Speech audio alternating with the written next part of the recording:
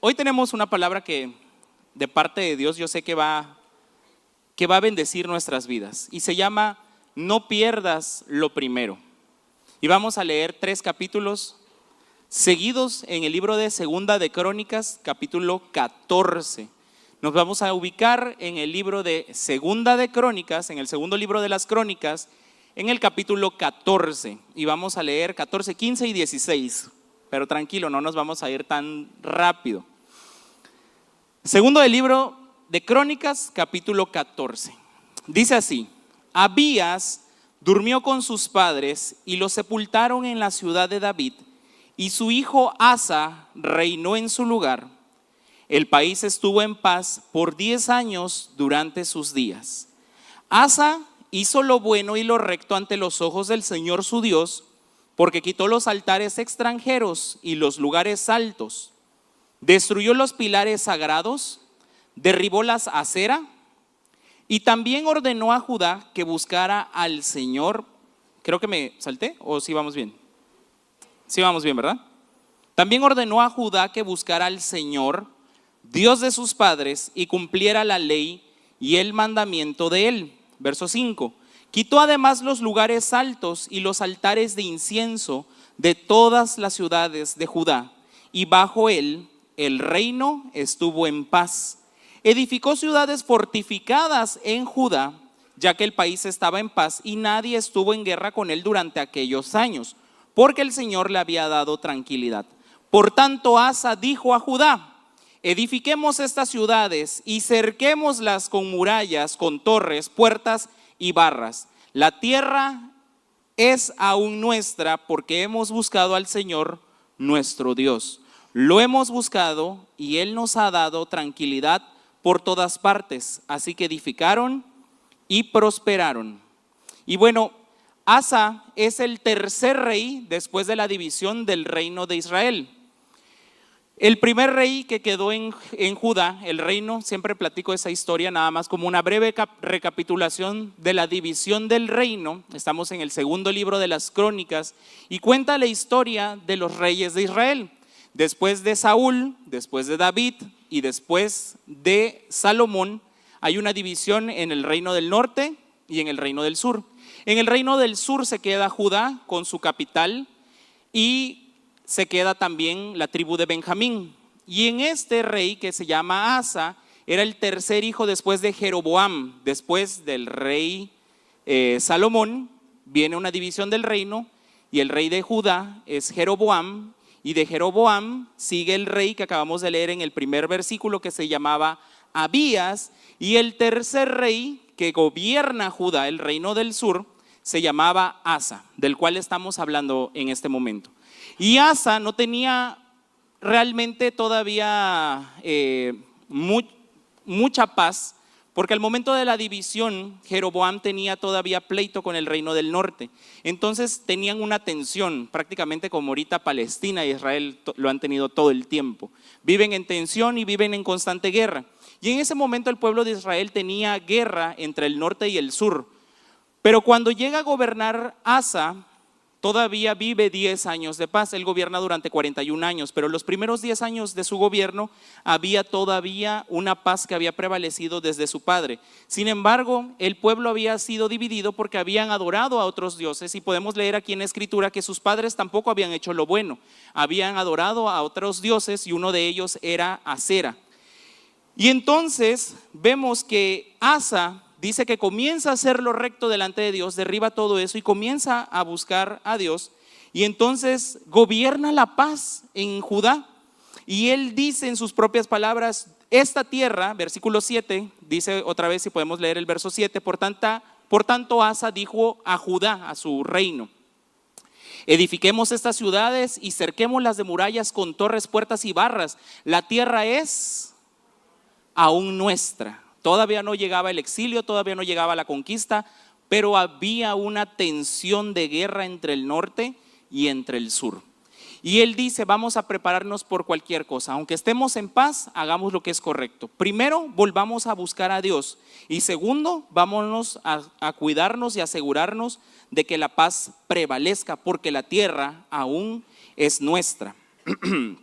Y sigue diciendo ahí en la escritura, lo hemos buscado, es lo que dice el rey, lo hemos buscado y Él nos ha dado tranquilidad por todas partes. Verso 8, vamos a continuar leyendo la escritura.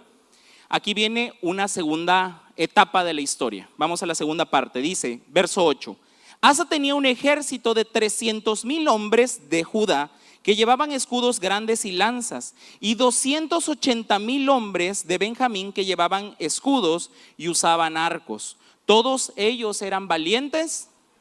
¿Cómo eran? Eran guerreros, tenían 300,000. Judá tenía 300,000 guerreros y Benjamín tenía 280,000. Tenían 500,000 de guerreros. Verso 9. Aquí viene lo bueno, lo interesante, lo duro y lo tupido. Verso 9. Sera el etíope salió contra ellos con un ejército de ¿cuánto? De 1,000,000. Le duplicaban en número al ejército de Judá. Dice, Sera el etíope, ¿de dónde era? Etiopía. Muy bien, saben estudiar gentilicios. No me pregunten cómo se les dice a muchos de acá de México, porque a veces ni uno sabe. Pero bueno, bien, era de Etiopía. Sera el etíope salió contra ellos con un ejército de 1,000,000 de hombres y 300 carros y vino hasta Maresa. Verso 10, Asa salió a su encuentro y se pusieron en orden de batalla en el valle de Cefata junto a Maresa. Entonces Asa invocó al Señor su Dios y dijo, Señor, no hay nadie más que tú para ayudar en la batalla entre el poderoso y los que no tienen fuerza. Ayúdanos, oh Señor Dios nuestro, porque en ti nos apoyamos y en ti hemos venido contra esta multitud. Oh Señor, tú eres nuestro Dios, que no prevalezca ningún hombre contra ti. Verso 12 viene lo maravilloso de este pasaje. Y el Señor derrotó a los etíopes delante de Asa y delante de Judá. Y los etíopes, di conmigo, huyeron. El que busca a Dios encuentra recompensa. Amén. Amén. Verso 13. Pero Asa y el pueblo que estaba con él los persiguieron hasta Gerar.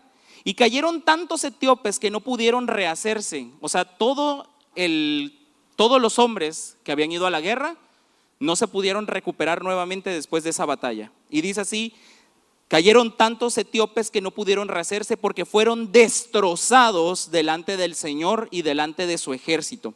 Los de Judá recogieron ¿cuánto? Muchísimo botín. Yo declaro en el nombre de Jesús que los que buscan al Señor van a recoger muchísimo botín. Amén. Recogieron muchísimo, di conmigo muchísimo. Cuando Dios de verdad me sorprende, cuando Él dice que es mucho, la palabra de Dios, hay un versículo que me encanta, que siempre dicen que lo repito. Lo escuché de un mensaje del pastor Cash que dice que Dios nos da mucho más abundantemente de lo que pedimos y lo que entendemos. Cuando la recompensa viene de parte de Dios, Dios sobrepasa todos nuestros pensamientos, sobrepasa todas nuestras expectativas. Dios sobrepasa todo lo que nosotros imaginamos siempre que lo buscamos a Él como lo primero y lo mejor. Amén. Entonces le dio muchísimo botín. ¿En qué versículo me quedé? Verso 14. Dice después, verso 15. También hirieron a los que poseían ganado y se llevaron gran cantidad de ovejas y camellos. Entonces regresaron a Jerusalén. Capítulo 15. Wow, ya nos acabamos un capítulo. Ya usted, si es primera vez que viene, si nunca había leído la Biblia, ya puede decir, ya leí un capítulo de la Biblia. Ya me leí una historia completa. Capítulo 15 dice, el Espíritu de Dios vino sobre Azarías, hijo de Oded, y salió al encuentro de Asa y le dijo, óiganme Asa y toda Judá y Benjamín, el Señor estará con ustedes mientras ustedes estén con Él. Di conmigo, mientras. Dios nos promete estar con nosotros siempre y cuando nosotros estemos con Él. Una de las promesas más hermosas que tenemos de parte del Señor cuando Jesús ascendió al cielo es que dijo que no nos iba a dejar solos, que Él iba a estar con nosotros todos los días hasta el fin del mundo. Él dijo que tenía que irse Él, pero que alguien mayor vendría, que sería el Consolador y que nos acompañaría. El domingo, a pesar de ser una palabra a lo mejor confrontativa, ¿verdad? Porque muchos me dijeron, estuvo fuerte el discipulado, pero es una palabra que viene de parte de Dios. El Espíritu Santo está en nosotros y es mayor que lo que hay en el mundo. Cuando nosotros atesoramos, valoramos y honramos a Dios por quien es Él, sabemos que todas las cosas son buenas y aún en las dificultades Dios siempre nos ayuda. Su palabra siempre está llena de promesas, de bendiciones. Solamente tenemos que ir a buscarlo. Y es tan sencillo como buscarlo a Él, buscar su presencia. Él nos va a dar siempre lo mejor. Sus pensamientos son más altos que los nuestros. Su presencia llena todas las cosas. En Él encontramos sabiduría, encontramos llenura, encontramos paz, encontramos amor. Y a veces estamos buscando tantas cosas en otros lugares cuando Dios nos dice que Él lo tiene todo. Bien dice la palabra, busca primeramente el reino de Dios, todo lo demás va a venir por añadidura. No es que Dios no nos quiera bendecir, pero lo primero tiene que ser siempre Él. En un momento de esta historia, después de que el rey Asa va a esa batalla, le duplicaban el número en la guerra. Y esas historias las hemos escuchado también de otras historias, de otros testimonios, ¿verdad? Como Gedeón peleando con 300 hombres, o de los valientes de David que también derrotaron grandes ejércitos. No es la cantidad, sino es la calidad y la convicción que tenemos en el Señor. ¿Cuántas veces en estos días nos hemos afanado por las cosas que vivimos pensando que no lo vamos a poder lograr, que no lo vamos a poder hacer, que todavía nos sentimos pequeños, que todavía nos sentimos inútiles, que nos sentimos pobres, que nos sentimos incapaces? ¿Cuántos han sentido ansiedad en estos últimos días pensando todavía que no lo vamos a lograr? Cuando el Señor te dice, búscame, créeme, créele a Él. Dice el profeta Azarías, ¿estaba yo en qué? ¿En el verso qué? En el capítulo 15, ¿verdad? Aquí está. El Espíritu de Dios, versículo 1, capítulo 15, verso 1. El Espíritu de Dios vino sobre Azarías, hijo de Oded, y salió al encuentro de Asa y le dijo, óigame Asa, todo Judá y Benjamín, el Señor estará con ustedes mientras estén con Él. Sigue diciendo la Escritura, y si lo buscan, se dejará encontrar por ustedes, pero si lo abandonan, Él los abandonará. Yo decía el domingo que muchas veces nosotros decimos, es que Dios no responde mi oración. Y nuestra pregunta implícitamente, porque no lo decimos explícitamente, es que Dios tiene la culpa, que Dios ha dejado de respondernos, que Dios no tiene la fuerza, que Dios no está obrando, que Dios se ha olvidado de nosotros. Y muchas veces vivimos con esas angustias reclamándole a Dios sin verdaderamente reclamarle, pero está en nuestro corazón. Entonces estamos culpando a Dios por cosas de que el Señor, tú me has abandonado, sin preguntarnos si nosotros lo hemos abandonado a Él. ¿Estamos siendo fieles o estamos siendo infieles? Porque Dios no es hombre para que mienta, ni hijo de hombre para que se arrepienta. Si algo no está fluyendo en nuestra vida, hay que ir a la presencia de Dios a preguntarle, Padre, si yo sé que tú eres bueno, ¿qué es lo que yo estoy haciendo mal? ¿O qué debo de cambiar? Porque a lo mejor no estoy haciendo algo mal, pero no lo estoy haciendo como lo debería de hacer. Y de eso yo hablaba el domingo, acerca de que no importa lo que hagas, sino cómo lo haces, la intención con que uno lo hace. Es muy fácil para la religión, porque nosotros o muchos de nosotros cambian solamente a la religión cristiana siguiendo la doctrina o siguiendo pensamientos o siguiendo corrientes o siguiendo fórmulas, en lugar de encontrarnos verdaderamente con el Espíritu Santo y preguntarle, Señor, ¿qué es lo que tú quieres conmigo? Eso es más difícil de enseñar. Es más fácil decir que tenemos que hacer una lista de cosas, a sentarnos a escudriñar nuestro corazón y decir en dónde es que estamos verdaderamente mal. No sé si me explico. Ha llegado un momento en mi vida como pastor, y lo he visto en la vida de muchos jóvenes que han crecido en la iglesia, y de pronto hay ciertas actitudes o ciertas cosas que no son muy notorias o muy claras. Hay gente que parece que hace lo bueno, pero en realidad no lo está haciendo. Y muchas veces me doy cuenta que ya no es en mi carne ni bajo mi experiencia que puedo corregir esas cosas, sino toca orar y decirle al Espíritu Santo, Señor, revélalas, muéstranosla y ayúdanos a trabajarla para que sea transformado. Porque hay cosas en las cuales nosotros ya no tenemos un alcance. Hay cosas que son más internas, que tratan más con el corazón y el espíritu del hombre que con el carácter del hombre. Hay una parte que nosotros debemos aprender a corregir en nuestro carácter, pero cuando vamos caminando en el Señor va siendo cada vez más difícil porque aparentemente vamos bien. Y si no nos sentamos a pensar o a dejar que el Espíritu Santo escudriñe nuestros corazones, entonces nos vamos enfriando, nos vamos endureciendo y por ahí entra un espíritu de religiosidad o un espíritu de apatía, porque ya no queremos pensar o ya no queremos que el Espíritu Santo nos confronte porque decimos, ay, es que a la hora de hablar siempre estoy mal. Padre Santo. Pero el Señor, y en este profeta, porque el profeta se levanta para hablarle, y casi todos los profetas le profetizaron y confrontaron al reino del norte. Al reino del norte era el reino que más estaban constantemente Dios llamando al arrepentimiento. Pocos fueron los profetas que hablaron al reino del sur, porque en el reino del sur se quedó Jerusalén, donde estaba el templo de Dios. Y fue el reino del sur un poquito más guardado en seguir los estatutos de Dios, porque había mejores reyes. Pero finalmente los conquistaron. También fueron conquistados por Babilonia. Mientras el norte cayó primero por Asiria, el sur también cayó como 300 años después por Babilonia. Pero de que cayó, cayó. Porque intentaron hacer lo bueno, pero siempre les faltaba un poquito más. Pero bueno, es para la gloria de Dios, porque si no, la gracia no nos hubiera alcanzado a nosotros. Sin embargo, la Escritura, algo que Dios nos habla aquí y que nos quiere dejar claro es esta parte, dice: el Señor estará con ustedes mientras ustedes estén con Él, y si lo buscan, se dejará encontrar por ustedes, pero si lo abandonan, Él los abandonará. Verso 3, por muchos días Israel estuvo sin el Dios verdadero y sin sacerdote. Esto lo sigue diciendo el profeta.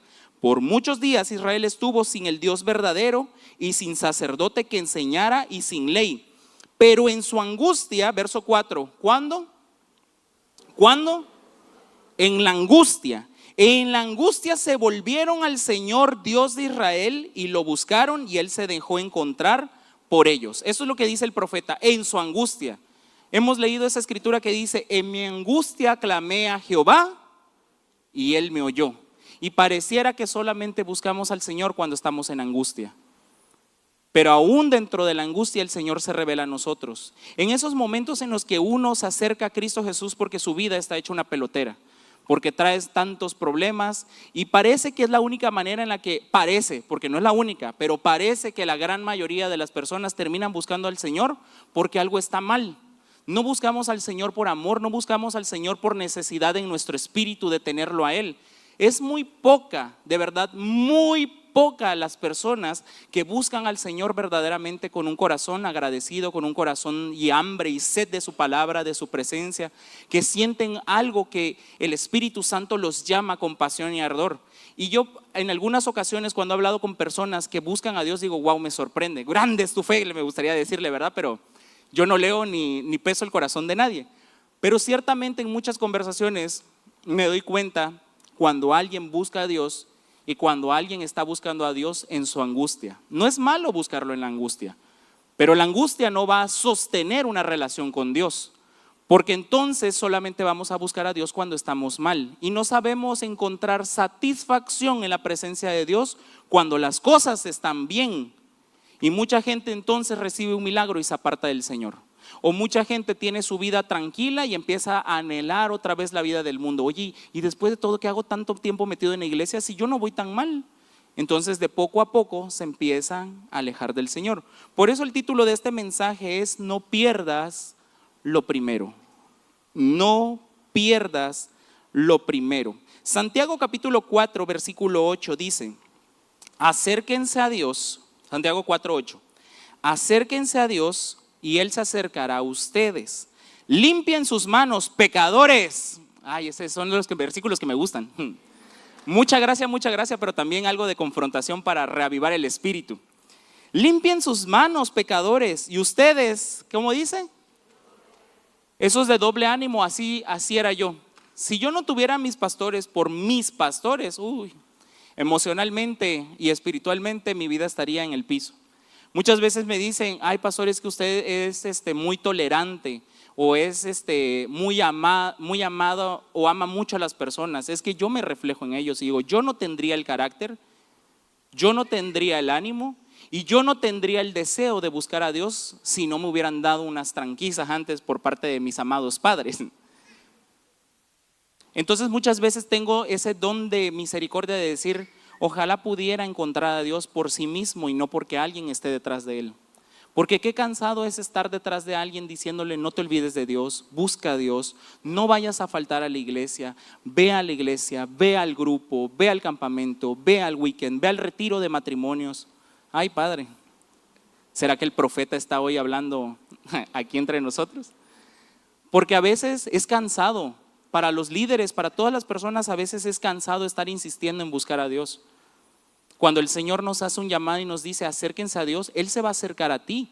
Limpia tus manos, porque no hay excusa para alejarse de la presencia de Dios. Porque aún siendo pecadores, Dios muestra su amor para con nosotros. Dios nos ama, nos dice acércate confiadamente. No importa que tus pecados sean rojos como el carmesí, yo los haré blancos como la nieve. No hay excusa de decir, ay, es que cuando yo sea bueno, cuando yo me porte bien, cuando mi familia sea restaurada, cuando económicamente me vaya mejor, entonces voy a buscar a Dios. Entonces estamos posponiendo o nos estamos justificando con un contexto que verdaderamente para Dios no es válido. Él nos está diciendo acércate a Dios y Él se va a acercar a ti.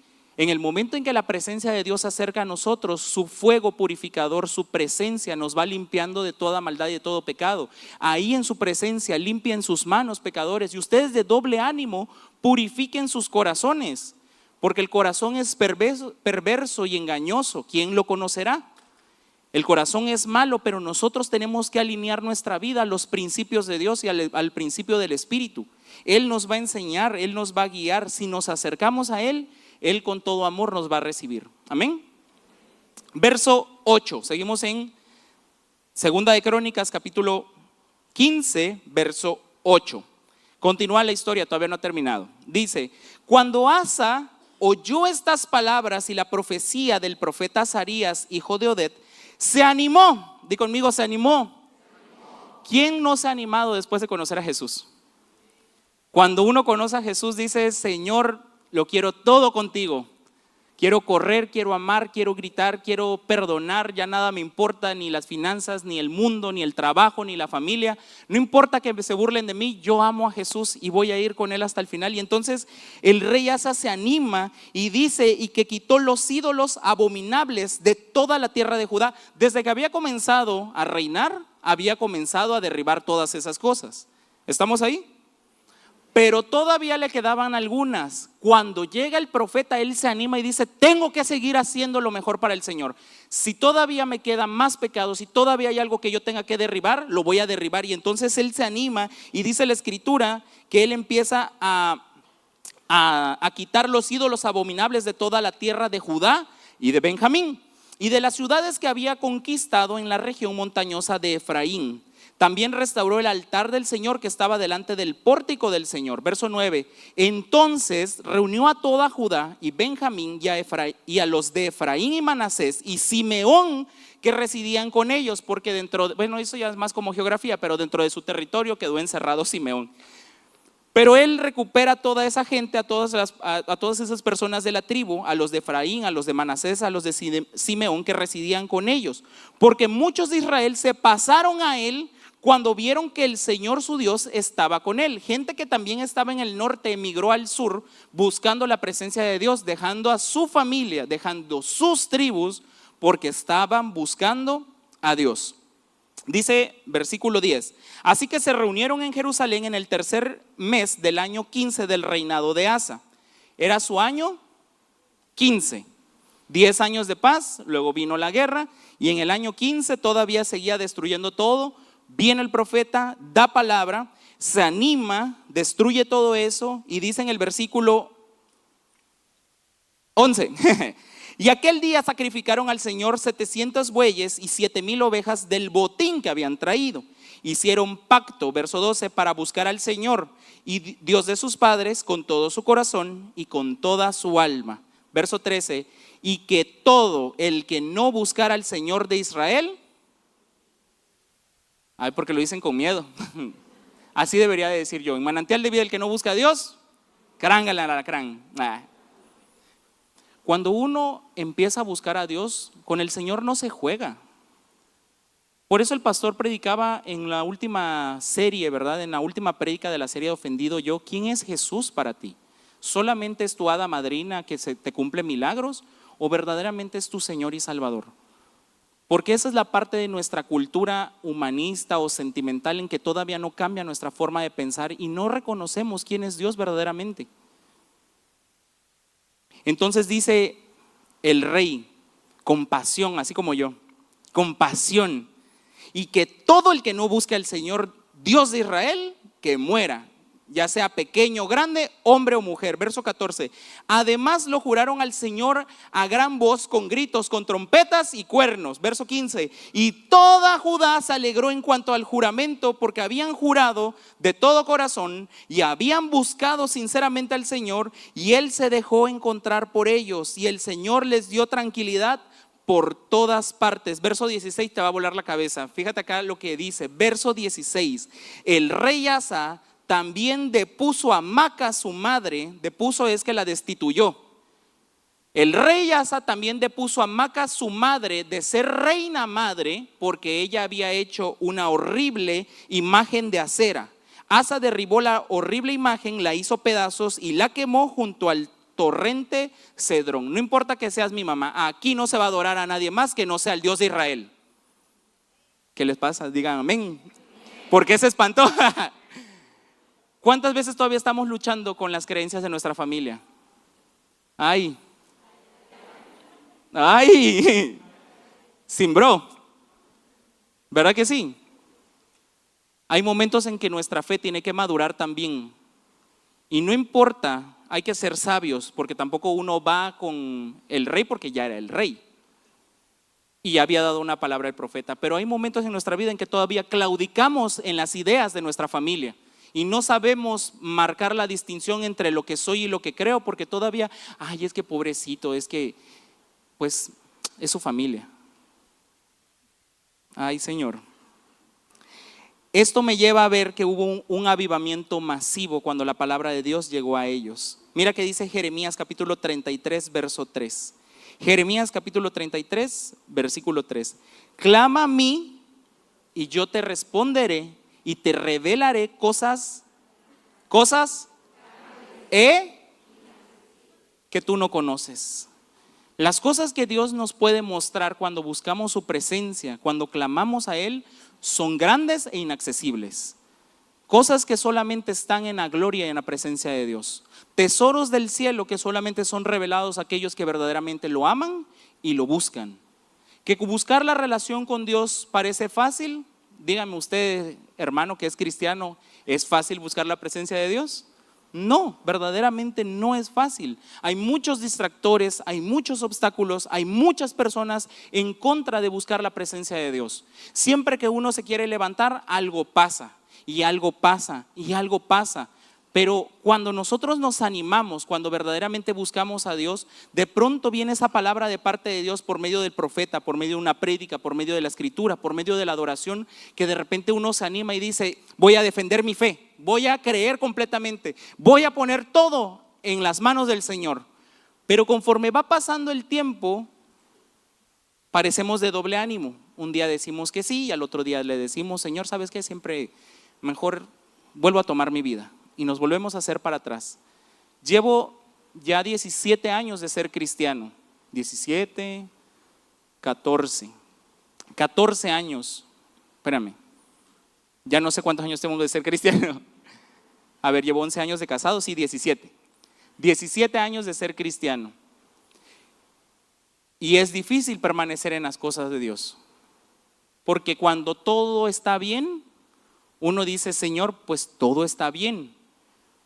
La única razón o la única manera en la que yo vuelvo otra vez a decir: Señor, de verdad que no me puedo ir, es cuando atiendo gente, cuando escucho testimonios, cuando veo que el diablo no está jugando a ser diablo. Cuando uno sale de su burbuja de la iglesia, su burbuja de cristal, donde mi vida es completamente la iglesia, todo el tiempo estoy trabajando, estoy sirviendo, pero cuando atiendo una oveja, cuando escucho los testimonios, digo: Señor, de verdad que el mundo está podrido, el mundo es malo, el diablo no está jugando a ser diablo. Y de pronto hasta de adentro de la iglesia hay testimonios que digo: Señor, eso también está tremendo. Cuánta maldad hay en el corazón del hombre. No sabes quién está a tu lado. El domingo todavía les dije una broma, ¿no? Si tú supieras quién está sentado a tu lado, lo invitarías a cenar. Ahorita no le digas nada al que está a tu lado. Pero también si supieras lo que piensa, te apartarías de él. Ay, Señor. Si tú supieras lo que hay en el corazón de la persona que está a tu lado, también te espantarías. Y sin embargo, Dios nos ama y sabe lo que sentimos, sabe lo que pensamos, sabe nuestras debilidades, conoce nuestro corazón y conoce nuestro pecado. Y aún así nos ama, nos acepta y nos quiere transformar y bendecir. Pero hay algo que solamente nosotros podemos hacer, que es rendirnos delante de Él. Jeremías 3, vuelvo a repetir, te dice: ese avivamiento, clama a mí, yo te responderé y te enseñaré cosas grandes y difíciles. Ese no te lo leí, ¿verdad? No mencioné Jeremías, ¿o sí? Pero es que me quedé hasta ahí, que tú no conoces.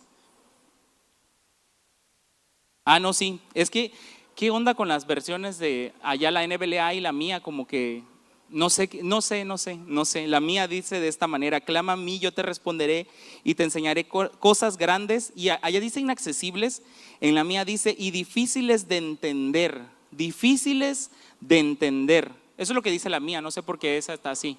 Alguna de los dos está mal.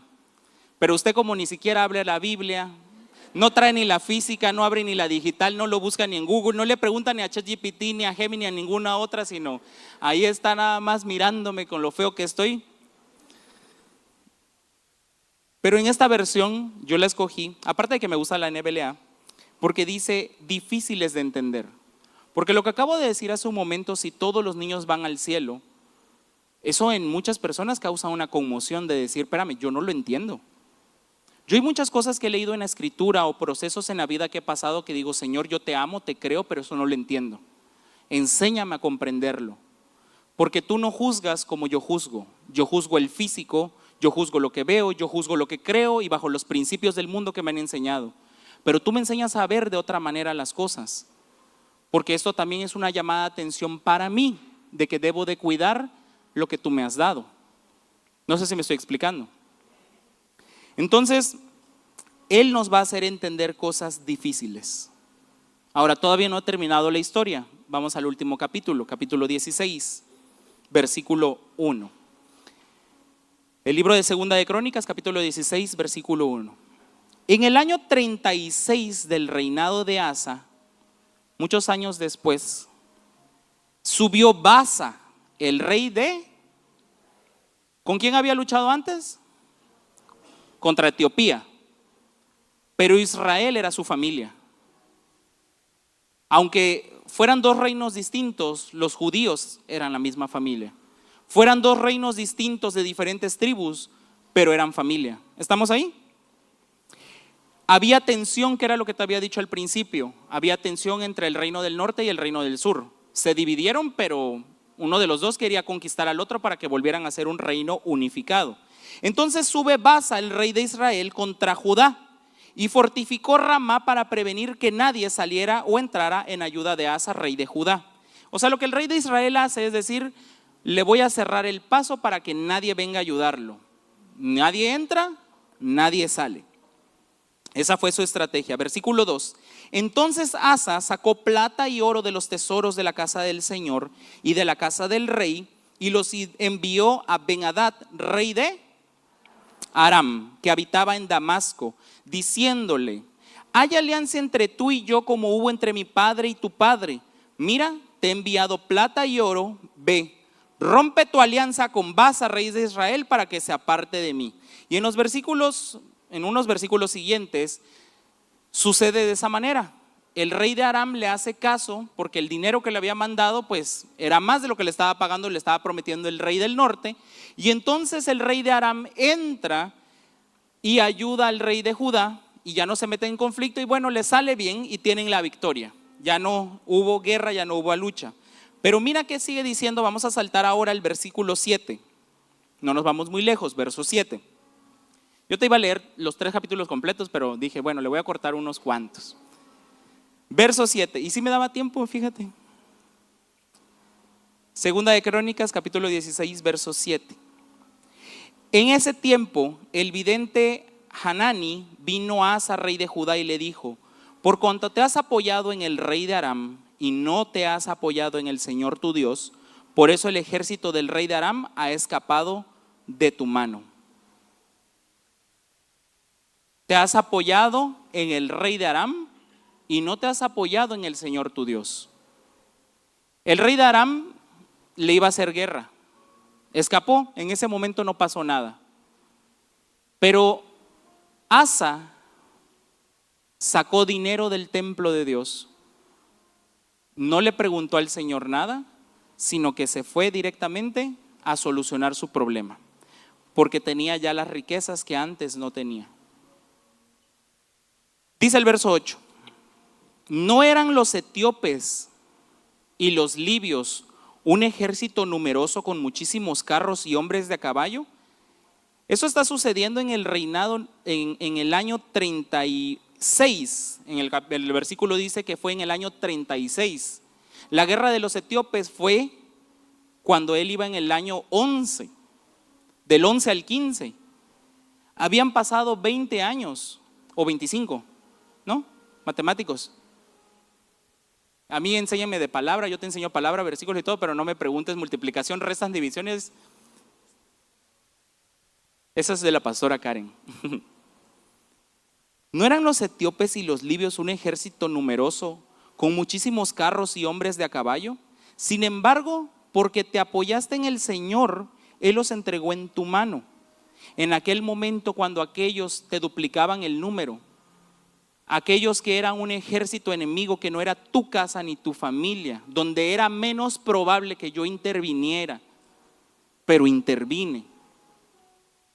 ¿No te apoyaste en aquel momento en el Señor y Él los entregó en tu mano? ¿No te habías llenado de alegría y dijiste que ibas a destruir todo y le ibas a dar con todo y con toda la fe y con todas tus ganas y con todas tus fuerzas? ¿Qué diferencia hubo de aquel momento a este momento? Verso 9: porque los ojos del Señor recorren toda la tierra para fortalecer a aquellos cuyo corazón es completamente del Señor. ¿Qué hace el Señor hasta el día de hoy? Su mirada recorre la tierra. Dice la Escritura que Dios busca a hombres que oren a favor de la tierra para que no sea destruida, y no los encuentra.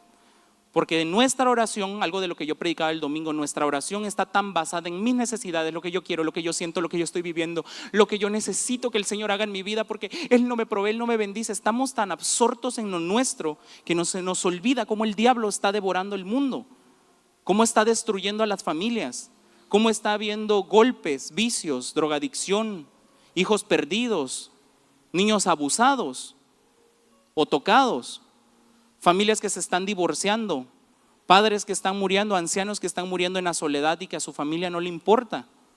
Estamos tan absortos en nuestras necesidades físicas y monetarias que se nos olvida orar a favor de que la tierra conozca a Cristo Jesús. Que cuando alguien nos dice: vamos a ganar almas, vamos a evangelizar, ay, qué flojera, yo no puedo, yo no sé. ¿Y yo para qué lo voy a hacer? ¿Para llenarle la iglesia a que otra persona vaya a diezmar y le siga regalando el dinero al pastor? Estamos tan absortos en lo nuestro, en el egoísmo. El diablo juega también con nosotros y nos entretiene, que perdemos la sensibilidad de lo que está sucediendo allá afuera. Y en momentos como este, un rey que había comenzado a hacer lo recto, que había recibido una palabra profética, que se emocionó, que amó al Señor, que marcó una ley, que todos juraron, que un día conociste a Cristo y saliste del weekend y dijiste: no voy a volver atrás, pero tus amigos te invitaron: ay, es que son mis amigos. Pero tu familia te dijo: es que es mi familia, pero es que yo quiero mis sueños, es que yo quiero mi vida. Un día le dices al Señor que sí y al otro le dices: ¿sabes qué? Siempre no, es mucho trabajo, es mucho compromiso. Ay, no, es mucho lo que me piden. Ay, no, qué difícil. Ay, no, hay todo el tiempo lo que hago está mal, todo me lo quieren corregir, en todo se quieren meter. Y entonces uno se empieza a alejar de la presencia de Dios. Tú has obrado neciamente en esto. El Señor recorre, vuelvo a repetir verso 9, porque los ojos del Señor recorren toda la tierra para fortalecer a aquellos cuyo corazón es completamente suyo. Tú has obrado neciamente en esto. Ciertamente desde ahora habrá guerras contra ti. Esto se lo dijo, verso 7, vamos a regresar al verso 7. Esto se lo dijo Hanani. Dice ahí que la escritura que era un vidente, era un profeta. Profeta vidente es la misma cosa, la única diferencia es cómo funcionaban en la labor de la profecía. Porque un profeta constantemente hablaba la palabra de Dios y un mensaje directo que Dios le llamaba o le daba. Y los videntes, que también eran profetas, eran solamente mensajeros espontáneos que Dios enviaba en algunos momentos. Y la palabra de Dios escaseaba en ese momento porque habían dejado de adorar a Dios. Claro que en ese momento que iban bien, pues se levanta uno, ¿verdad? Que se llamaba Hanani. Y dice en el verso 10, regresamos ahora al verso 10. Entonces Asa se irritó contra el vidente y lo metió en la cárcel, porque estaba enojado contra él por esto.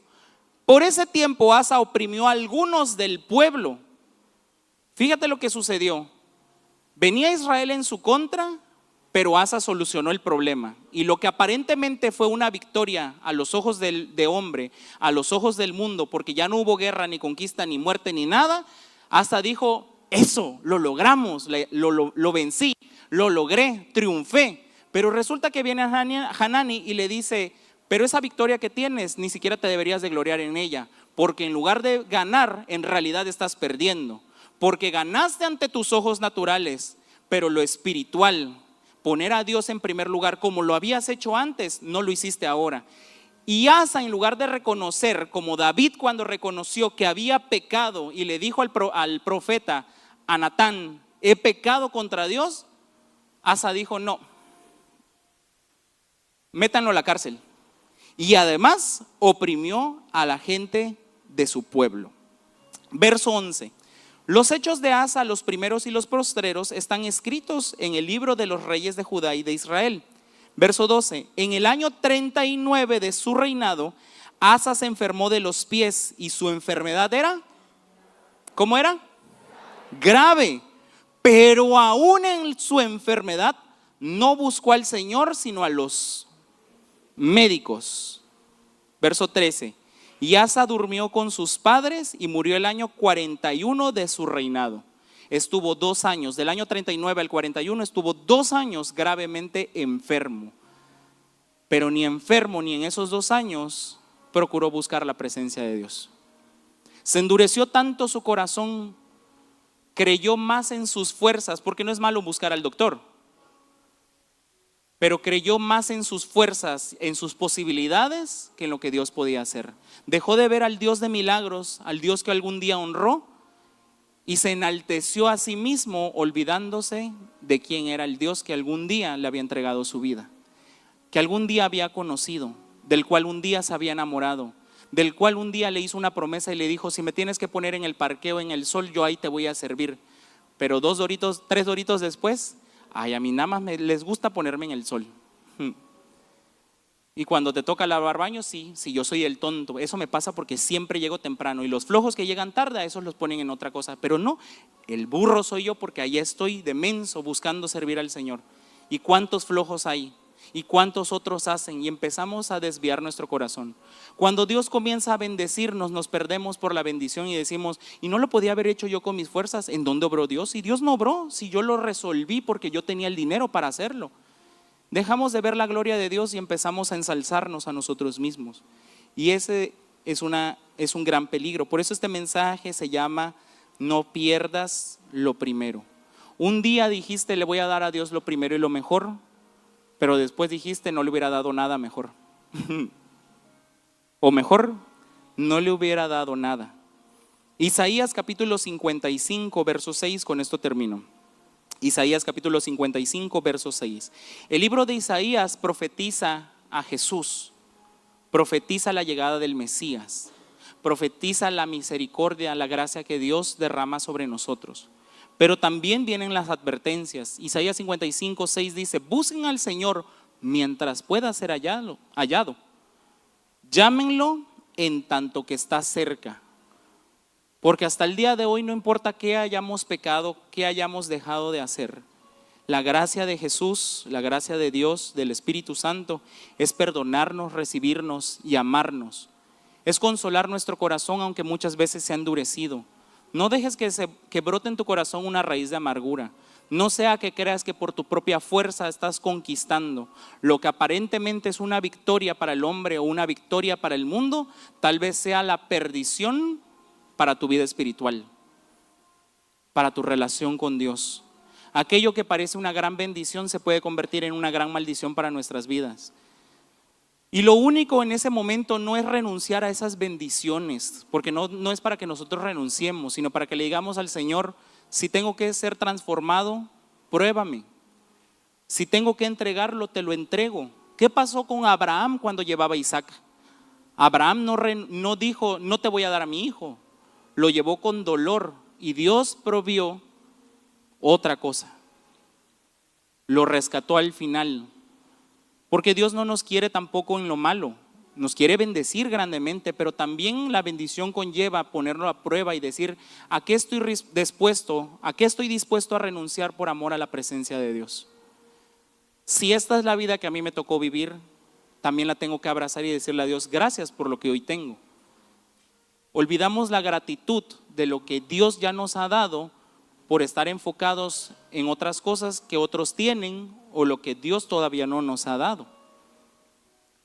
Después de 41 años, lo que comenzó bien, terminó mal.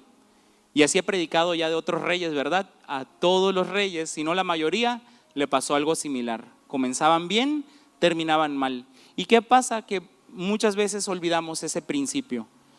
Comenzamos buscando al Señor, pero luego nos amargamos en el camino. Que no se amargue tu corazón de buscar la presencia de Dios. Que Él siempre sea lo primero y lo mejor.